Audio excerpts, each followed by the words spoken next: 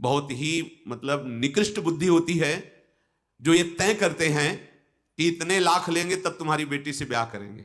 नहीं नहीं, हृदय का जब वो टुकड़ा दे रहा है आपको, तो उसके पास जो होगा वो देगा ही।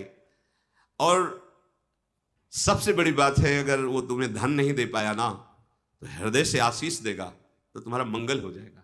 अगर तुम किसी को इतना प्रताड़ित करके कि अब बेटी तो है, ब्याह तो करना ही है, वो चाहता है कि मैं अच्छी जगह, अपने से अच्छी जगह ब्याह करूं, मेरी बेटी सुखी रहे, और उसके लिए अगर दहेज का ऐसा प्राविधान कर दिया कि वो टूट गया, उसको, वो ठीक नहीं है।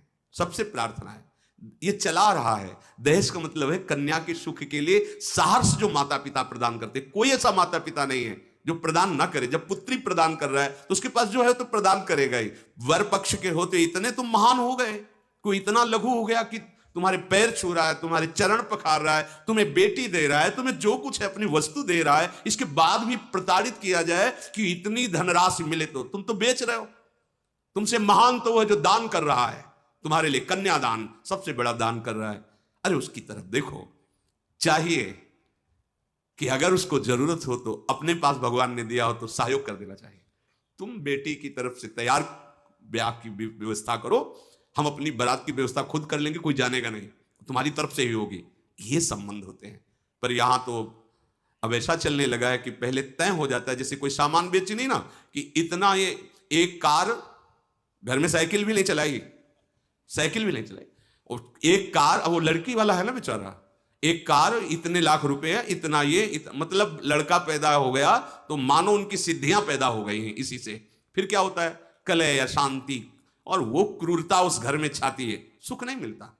प्यार से अगर वो जो भी है दे रहा है, इसके बाद आपके चरण पकड़ रहा है, अपनी कन्या अर्पित कर रहा है, इससे बड़ा क्या होगा? थोड़ा बुद्धि से विचार कर देखो। केवल वो लड़की है इसलिए वो दैन्य हो रहा है, और केवल आपका लड़का है इसलिए आप इतने गर्व में हो रहे हो कि उसके ऊपर ऐसा बोझा रखते। इतना नहीं तो ब्याह नहीं हो पाएगा। जाइए, चाहे जितनी सुशील पढ़ी लिखी लड़की हो, तुमने नहीं देखा ये बात, तुमने ये देखा कि इतना धन दोगे तो ब्याह हो सकता है, अन्यथा नहीं। नहीं भाई, धन कोई चीज नहीं है। वो सुशील दैन्य भाव से माता पिता परिवार को सजाएगी आकर के, बहुत बढ़िया है। और फिर जो कृपा प्रभु की तरफ से होती है तो भले नमक रोटी खाओगे, सुंदर संतान होगी, सुंदर परिवार चलेगा। इसलिए सबसे प्रार्थना है, जहां तक हो सके दहेज की मांग मत करो। सुखी होना चाहते हो तो आप बस बात पक्की समझ लेना। अगर आप मांगोगे, दशरथ जी ने क्या किया, कहीं मांग हुई है क्या? जनक जी ने, कोई भी माता पिता उठा नहीं रखता, हम इतना जानते हैं।